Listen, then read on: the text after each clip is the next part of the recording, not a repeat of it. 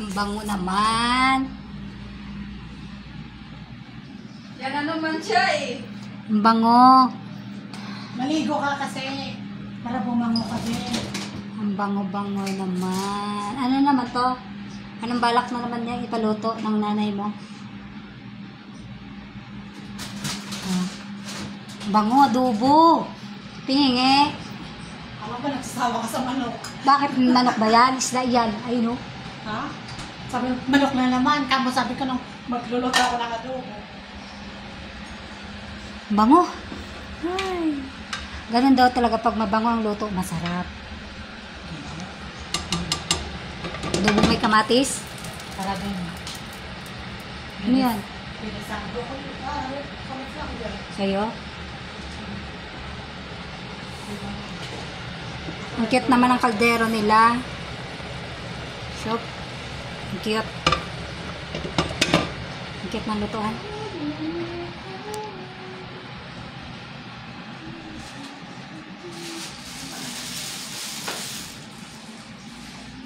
Bango talaga. Bakit pag magluto kayo ng adobo, walang gano'ng amoy? Lagyan mo na ng suka yun. Oo.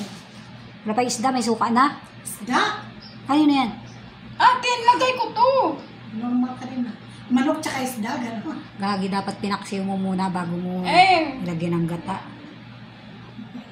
Anong klase yun? Ako pag ako naggagata ng isda, pinapaksiw ko muna, mas masarap kaya. Oo, gano'n. Pwede ba kayo? Lalo pag tulingan, ay sarap. Tutuyuin ko muna siya sa paksiw. Ano, ilagay to o ano? Ito lang. Ilagay mo. Ilagay ko na to. Oh, naka. Ano, malunggay o isda? Wala ka nga, ikaw maluto. Ah, malunggay di mo hinugasan? Di pa nahugasan. Puro alikabok Yung pa yan. kalabasa! Hugas na yun. Yung malunggay lang. Puti, pumunta ka dito. Mangitim yung imbis ng puti yung gata, maging brown. Ah, puro alikabok ba naman yan? Wala ko nahugasan. Dapat hinugasan mo na habang may ano pa, tangkay. Ang hirap yung mahit pag may ano. Para hindi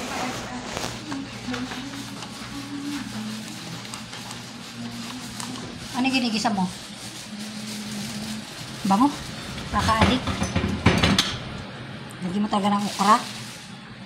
Hindi ko pinalagyan ako. Ano yung green? Sili? Nakasitaw.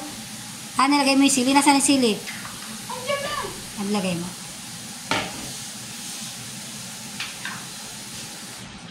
Adobong may broccoli. Ang bango naman. Anong adobong may broccoli? Separate to ah. Normal ka pala. Mayroon, saan ka nakakita ng adobo na may broccoli? Sabi ko nga, wala.